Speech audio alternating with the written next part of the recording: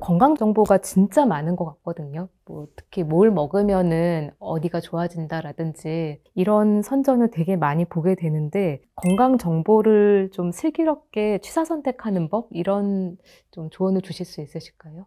제가 최근에도 다른 원고를 쓰느라 네. 단행본들도 많이 보고 또 웹 서치도 해보고 있는데요.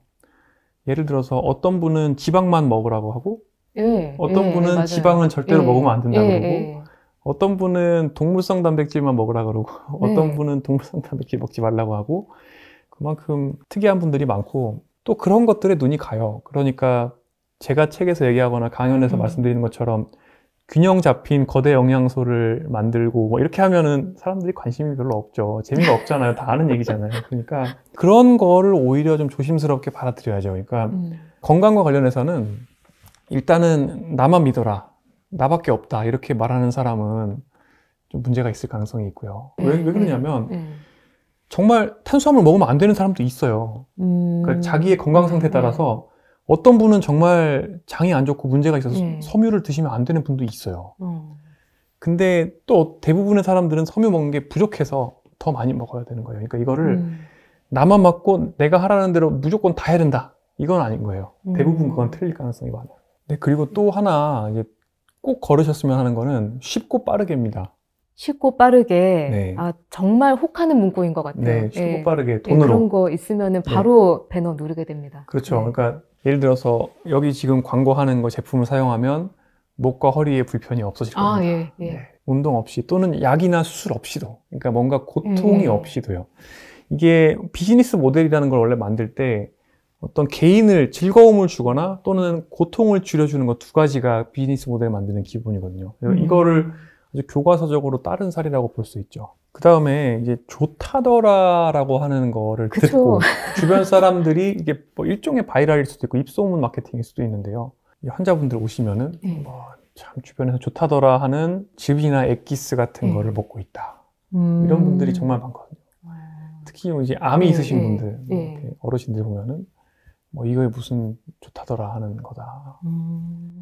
근데 그런 게 꼭 효과가 있는 거는 아닐 수도 있다. 그렇죠. 대개는 이제 임상적인 효용성은 증명되지 않은 게 많죠. 예를 들어서 얼마 전에 어떤 분이 무슨 책을 하나 보내주셨어요. 신체 활동인데 그걸 하면은 암도 없어지고 병이 낫고 막 그런 게 쫙 사례가 있는 거예요. 근데 이제 의학 연구나 역학 연구를 하는 분들이 증명을 한 게 아니고 대개는 그게 예를 들어서 암이 좋아졌으면은 항암 치료를 받아서 좋아졌는데 그때 이것도 우연히 뭐 같이 했거나 뭐 이런 걸 거가 가능성이 높은 거죠. 그러니까 통제되지 않은 환경에서 좋아진 사람들은 많을 수 있는 거예요. 근데 그런 것들만 좋아진 것만 모아서 이제 이런 거 얘기를 듣고 나도 이걸 해야겠다 하고서는 이제 나빠져서 저한테 오시는 분들이 이제 정말 많거든요. 그러니까 그런 분들의 유형들을 제가 지금 말씀을 드린 겁니다. 정보를 검색했었을 때 뭐 좋아졌다더라. 그러니까 막 이런 거를 후기를 보고 사들이게 되고 이런데 사실 그런 것도 상담을 통해서 나한테 맞는지 알아보고 먹는 게 나은 거죠. 예, 일단은 건강기능식품이나 식품의 카테고리로 분류되어서 판매되는 어떤 먹을 것들은 기본적으로 효과가 있으면 안 됩니다. 왜요? 효과가 있으면 약이거든요. 분류상 건강기능식품은 그래서 어떤 효과가 있다라고 광고를 하면 안 되고 그래서 효과가 있을 만큼의 농도를 넣어서 팔아서도 안 되죠. 과대 광고가 항상 문제가 되는 게 그런 거.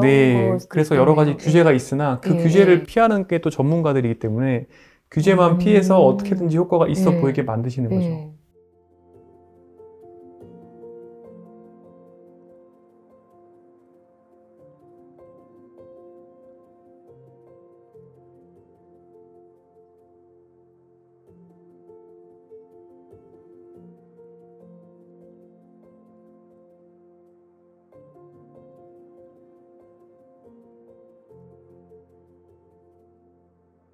건강을 투자 자산의 관점에서 보시는 게 저는 되게 흥미롭다고 생각을 했거든요. 그래서 포트폴리오 리모델링을 경제적 자본의 관점에서 한번 좀 어떤 식으로 해나가면 좋은지 좀 그런 조언을 좀 주시겠어요?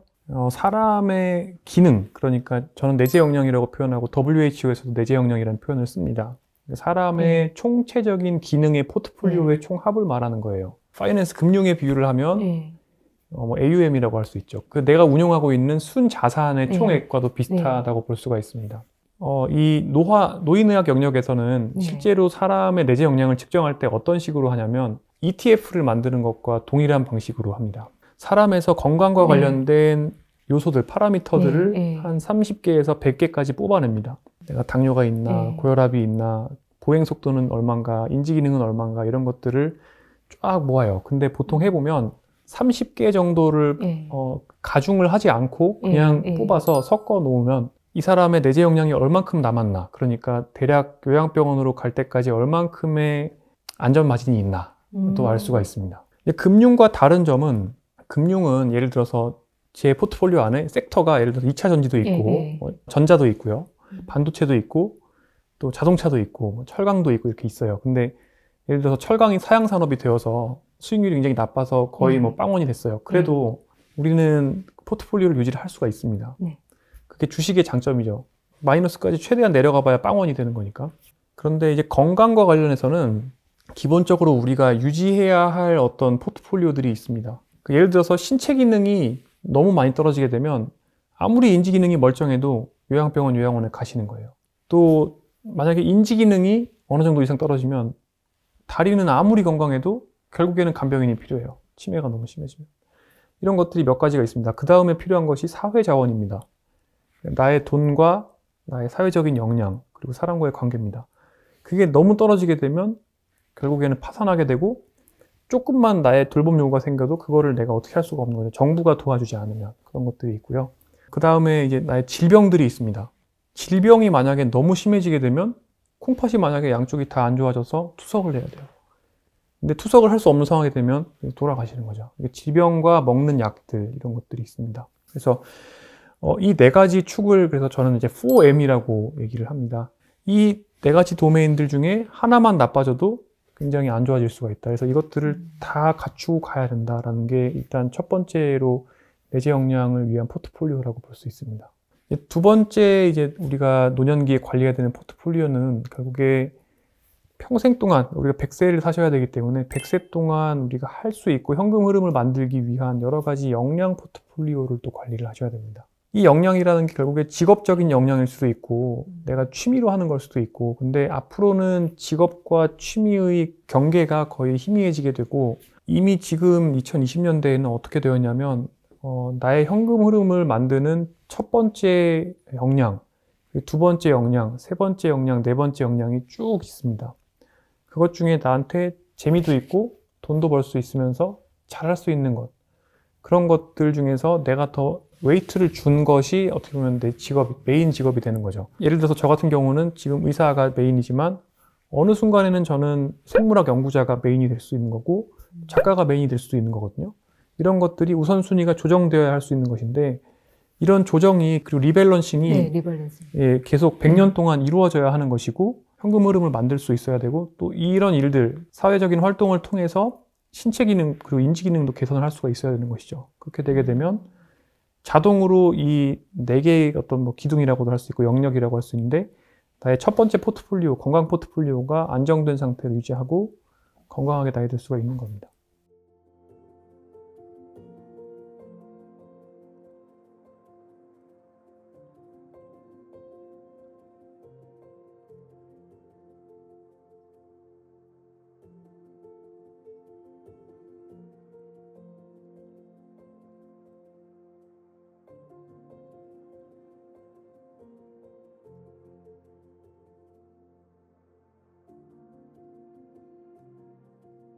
살짝 언급하신 거지만 가치 투자자들이 오래 살았다라는 이야기가 있더라고요. 근데 생각해 보니까 버핏 할아버지도 지금 뭐 90세 정도 되시고, 네. 또 어떤 분들 있을까요? 찰리 먼거죠.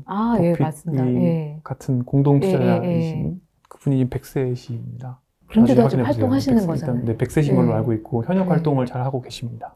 정말 가치 투자를 하는 분들이, 그리고 장기적으로 인생을 보는 관점, 어떻게 보면 현재의 즐거움을 참고 미래의 편안함을 얻는다라는 개념. 그래서 항상 보면은 시장을 이기기 위해서는 현재 지금 잘 나가는 섹터에 매몰되어서는 안 되고, 그리고 단기 투자를 해서는 안 되는데, 이런 개념들이 본인의 삶에도 녹아 있다라고 생각을 많이 합니다. 존 네프, 그리고 가치 투자자의 황제 뭐 이런 별명을 쓰기도 하는데요. 존 네프한테는요. 그다음에 당시로는 굉장히 오래 사셨다고 볼 수 있는데 벤자민 그레이엄도 80대까지 사셨고요. 네, 그리고 ETF의 개념을 만드신 존 보글 씨도 굉장히 오래 사셨죠. 얼마 전에 돌아가셨는데요. 단명하신 가치 투자도 많이 있을 겁니다만 네, 우리가 흔히 소설을 통해서 잘 알고 있는 이제 제시 리버모어 이런 이제 추세 추종형 투자를 하는 분들에 비해서는 가치 투자를 하시는 분들이 좀 오래 사시는 경향이 있는 것 같습니다.